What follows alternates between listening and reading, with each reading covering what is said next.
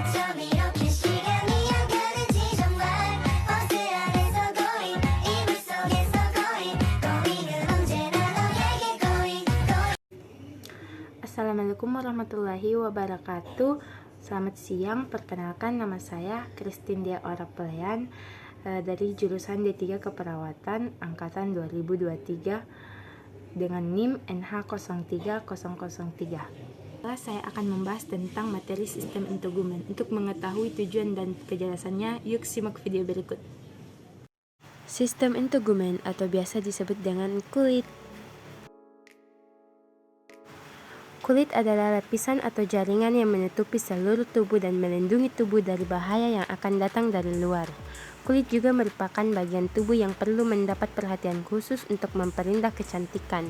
Selain itu, kulit dapat membantu menemukan penyakit yang diderita pasien. Adapun lapisan pada kulit yaitu epidermis atau kulit ari. Lapisan kulit tertular yang terdiri atas lapisan epitel gepeng atau unsur utamanya adalah sel-sel tanduk atau keratinosit. Dan sel melanosit. Lapisan epidermis tumbuh terus karena lapisan sel induk yang berada di lapisan bawah bermitosis terus menerus. Sedangkan lapisan paling luar epidermis akan terkulap atau gugur. Adapun lapisan epidermis terdiri atas 5 lapisan sel, yaitu pertama stratum corneum. Lapisan ini terdiri atas banyak lapisan sel tanduk keratinasi, gepeng kering dan tidak berisi. Kedua itu stratum ludicum. Lapisan ini terdiri atas beberapa lapisan sel yang sangat gepeng bening. Membran yang membatasi sel-sel tersebut sulit terlihat sehingga lapisannya keseluruhan seperti kesatuan yang bening. Lapisan ini ditemukan pada daerah tubuh yang berkulit tebal. Yang ketiga itu stratum granusolum. Lapisan ini terdiri atas 2-3 lapisan sel poligonal yang agak gepeng dengan inti di tengah, dan distoplasma berisi butiran atau granul keratinoidal. Lapisan ini menghalangi masuknya benda asing, kuman dan bahan kimia masuk ke dalam tubuh. Yang keempat itu stratum spinosum. Lapisan ini terdiri atas banyak lapisan sel berbentuk kubus dan poligonal. Ini terdapat di tengah dan di distoplasmanya berisi berkas-berkas serat yang terseraput pada deskomosom atau jembatan sel. Lapisan ini untuk menahan gesekan dan tekanan dari luar, tebal dan terdapat di tengah tubuh yang banyak bersentuhan dan menahan beban dan tekanan seperti tumit dan pangkal telapak kaki. Yang kelima terakhir adalah stratum malpighi. Lapisan ini terdapat dari epidermis yang terbatas dengan dermis di bawahnya dan terdiri atas selapik dan berbentuk kubus atau batang. Pada stratum malpighi, di antara sel epidermis terdapat melposit, yaitu sel yang berisi pigmen melanin yang berwarna coklat dan sedikit kuning. Selanjutnya dermis atau kulit janggat. Batas dermis yang sukar ditentukan karena menyatu dengan lapisan subkutis atau hipodermis. Ketebalannya antara 0,5-3 mm, beberapa lebih tebal dari epidermis. Dan bentuk dari komponen jaringan pengikat derivat dermis terdiri atas bulut kelenjar minyak dan kelenjar lendir, dan kelenjar keringat yang membentang jauh ke dalam dermis kulit atau jagat. Terdiri atas serat-serat kolagen, seraput-seraput elastis, dan seraput-seraput retikulum. Serat-serat ini bersama pembuluh darah dan pembuluh getah benih membentuk anyaman-anyaman yang memberikan pendarahan untuk kulit. Lapisan dermis terdiri atas bagian-bagian berikut. Lapisan pertama dari dermis adalah lapisan papilla, mengandung lekuk-lekuk papilla sehingga stratum malpighi juga ikut bunga karang disebut lapisan stratum spogosum. Lapisan papilla terdiri atas serat kolagen halus, elastis, dan retikulin yang tersusun membentuk jaringan halus yang terdapat di bawah epidermis. Lapisan ini memegang peranan penting dalam peremajaan dan penggandaan unsur kulit. Yang kedua, lapisan retikulosa. Lapisan retikulosa mengandung jaringan pengikat rapat dan serat dan kolagen. Sebagian besar lapisan ini tersusun bergelombang, mengandung sedikit serat retikulum dan banyak serat elastis sesuai dengan arah jalan serat-serat tersebut. Terbentuklah garis ketegangan kulit. Berikutnya adalah hipodermis. Hipodermis adalah lapisan bawah kulit yang terdiri atas jaringan pengikat longgar, komponennya serat longgar, elastis, dan sel lemak. Sel Lemak membentuk jaringan lemak pada lapisan adiposa yang terdapat susunan lapisan subkutan dan membentuk mobilitas kulit di atasnya. Pada daerah perut lapisan ini dapat mencapai ketebalan 3 cm, sedangkan pada kelopak mata, penis, dan skrotum, lapisan subkutan tidak mengandung lemak. Bagian supersial dan hipodermis mengandung kelenjar keringat dan follikel rambut. Selanjutnya ada kelenjar pada kulit. Kelenjar kulit pertama yaitu kelenjar sebasea, berhubungan dengan folikel rambut yang bermuara dalam sebuah folikel rambut, tidak berhubungan dengan folikel rambut saluran langsung ke permukaan kulit, seperti yang terdapat pada gelas penis, labium minus, dan kelenjar tersila pada kelopak mata.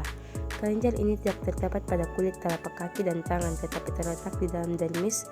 Sel kelenjar sebasea pecah dan akan menjadi massa berlemak dan serpihan selnya menjadi getah berminyak atau sebum.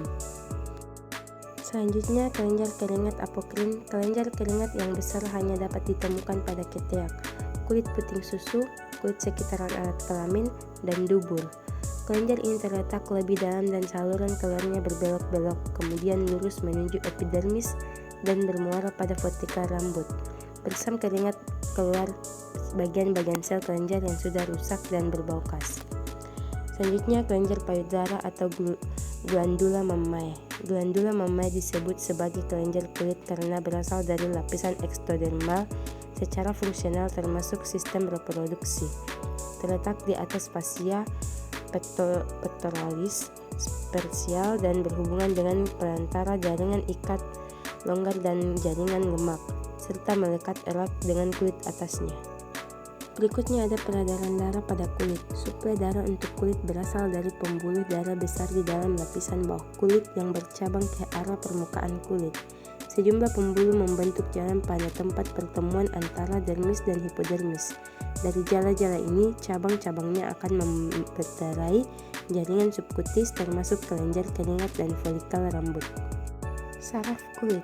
Pertama itu saraf sensorik, berguna menerima rangsangan dari luar kulit yang terdapat pada epidermis. Yang kedua, saraf motorik, berguna menggerakkan sel otot.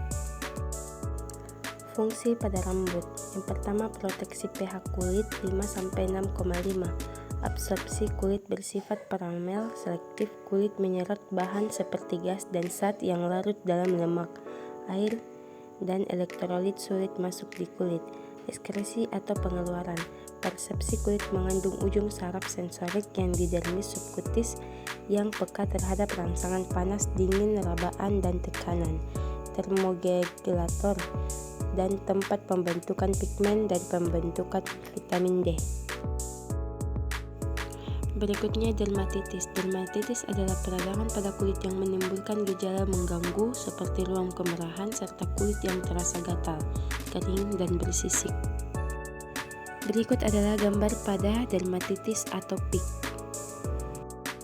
Dermatitis atopik. Dermatitis atopik merupakan jenis dermatitis yang paling sering terjadi. Dermatitis tipe ini biasanya menyerang anak-anak yang berusia di bawah 5 tahun dan akan membaik seiring bertambahnya usia anak. Beberapa ciri khas dari dermatitis atopik adalah dermatitis ini sering terjadi pada penderita yang memiliki riwayat asma dan peradangan hidung akibat alergi rinitis, alergi, dan high fever, atau memiliki riwayat dermatitis dalam keluarga. Yang kedua itu adanya ruam merah gatal, kering, dan bersisik, biasanya muncul pada area wajah, kulit kepala, dan lipatan kulit seperti lipatan siku dan bagian belakang lutut. Terkadang muncul gelembung kecil pada kulit yang mengeluarkan cairan jernih. Yang kedua adalah dermatitis dehistotik. Dermatitis dehistotik. Dermatitis dehistotik memiliki ciri khas berupa munculnya gelembung kecil berisi cairan atau blister pada jari dan telapak tangan atau kaki. Blister di tangan dan kaki ini dapat menimbulkan nyeri yang mengganggu aktivitas setelah 2-3 minggu. Blister akan menghilang dan meninggalkan kulit yang tampak kering dan pecah-pecah. Dermatitis dehistotik biasanya dipicu oleh suhu panas yang menyebabkan tangan atau kaki lebih sering berkeringat dan mudah kering. Jenis dermatitis ini juga rentan dialami oleh pekerja yang sering terpapar cairan seperti tukang cuci, petugas kebersihan, atau pekerja salon. Contoh gambar pada dermatitis numularis. Dermatitis numularis. Dermatitis numularis ditandai dengan munculnya ruam atau blister dengan jumlah banyak dalam berkelompok dan disertai rasa gatal dan nyeri. Jenis dermatitis ini lebih sering terjadi pada pria berusia 55-65 tahun.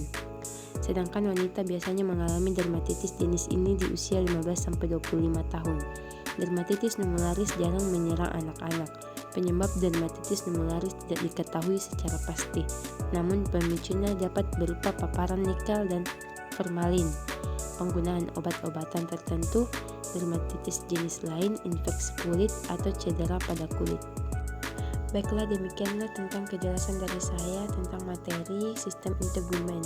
Saya ucapkan dengan wassalamualaikum warahmatullahi wabarakatuh.